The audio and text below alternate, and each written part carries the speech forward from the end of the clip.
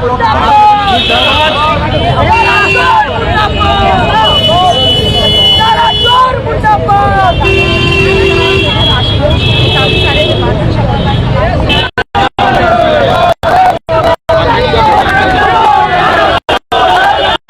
में ये बिहार का दुर्भाग्य है कि लालू प्रसाद यादव जैसा भ्रष्टाचारी, लालू प्रसाद यादव जैसा हत्यारा, लालू प्रसाद यादव जैसा सुप्रीम कोर्ट के द्वारा प्रमाणित चारा चोर इस बिहार में पैदा लिया।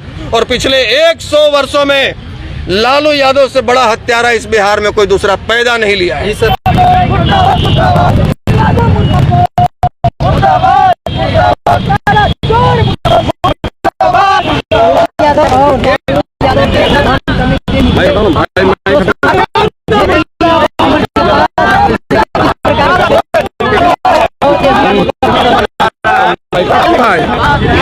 इनकी याददाश्त इतनी कमजोर है, आलोक मेहता जी के मंच पर आकर कहते हैं कि 100 में 90 शोषित है, 90 भाग हमारा है।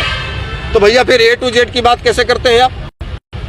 फिर A से लेकर T तक, A से लेकर S तक, A से लेकर U तक कीजिए ना, Z तक कीजिएगा तो 10% को भी जोड़ना पड़ेगा। तो इनके करनी और कथनी में बहुत फर्क होता है। आप मानते हैं कि इनके साथ गठबंधन करके आपने गलती कर दी? उपचुनाव में आप खुद प्रचार करने गए राष्ट्रीय जनता दल के, और आपने उस समय वो बयान दिया कि उन्होंने 5 लोगों को भूमिहार समाज से MLC बनाया, इसलिए मैं उनके साथ। हाँ बिल्कुल। तो अभी ऐसा क्या हो गया? और आप काफी दिन से आप राजनीतिक रूप से गायब भी थे, तो ऐसा आखिर क्या हो गया? देखिए बता रहे हैं, राजनीति में गायब वो लोग होते हैं जिनको विरासत में राजनीति मिली होती है। उनको लगता है कि चुनाव के समय कोई परमेश्वर मुखिया नाम जैसा कोई जिन निकालेंगे और फिर सब लोग हमको वोट दे देंगे, तो 5 साल तक चांदी के चम्मच और सोने के प्लेट में खाना खाते रहिए, हेलीकॉप्टर पे घूमते रहिए, ऐसे ऐसे हाथ हिलाते रहिए और ऐसी कमरा में प्रेस कॉन्फ्रेंस करते रहिए, राजनीति उनकी होती रहेगी। जिनको आप कह रहे हैं कि हम लोग राजनीति में गायब और वो राजनीति में सक्रिय है, तो कोई एक उदाहरण बताए कि तेजस्वी यादव ने बिहार में किसी जिले में पद यात्रा की हो।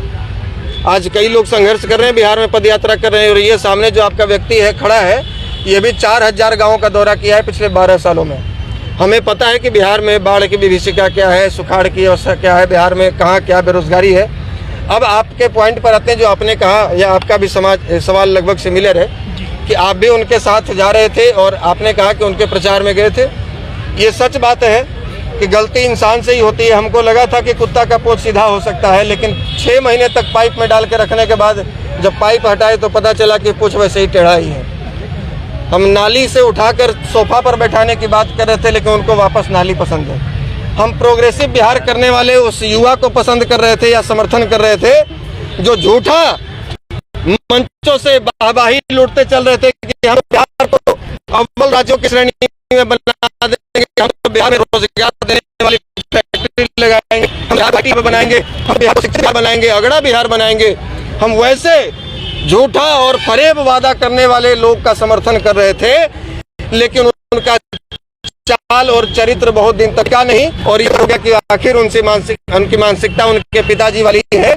और इनके लोग कहते हैं कि परमेश्वर मुखिया जी हत्यारा हैं। ये आपको कहने का अधिकार किसी ने नहीं दिया है।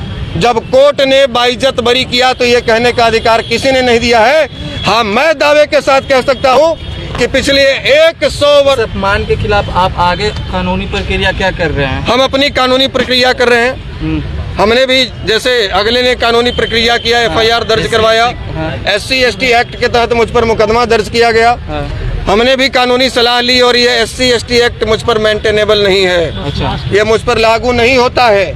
कैसे लगाया गया, हम इसके खिलाफ हाई कोर्ट में रीट याचिका दायर करेंगे, क्योंकि हमने किसी को भी जाति होने की वजह से कुछ नहीं बोला, किसी को जाति सूचक कोई अपशब्द नहीं बोला। सारिका पासवान के जगह पर मिश्रा, सिंह, तिवारी, यादव, कुशवाहा कोई भी होती या होता और हमारे पूर्वजों का इस प्रकार से अपमान करते, तो हमारे शब्द उसके लिए ऐसे ही होते, बल्कि इससे भी ज्यादा कठोर हो सकते थे। एक लास्ट सवाल आशुतोष जी, बिहार विधानसभा का चुनाव भी इसी साल है, क्या आपकी जो पार्टी है वो चुनाव में जाएगी? पार्टी बनी है चुनाव लड़ने के लिए। 243 सीट पर आप अब कितने सीट पर लड़ेंगे ये पार्टी तय करेगी और पार्टी के लोग तय करेंगे। ये हम लोग फिलहाल तो चुनावी मुद्दे पर हम लोग बात करने के लिए यहाँ नहीं आए हैं। फिलहाल मुद्दा ये है कि बिहार से एक वैसी पार्टी को बिल्कुल नेस्तनाबूद कर देना है जो वापस 2015 में नीतीश जी के रहमो करम पर फिर से जिंदा हो गई है, वैसे ही मरणशैया पर उस पार्टी को पहुंचाने के लिए आशुतोष कुमार संकल्पित है और पूरे बिहार के 243 विधानसभा में घूमकर घर घर जाकर इनकी सच्चाई से बिहार के लोगों को रूबरू कराएंगे।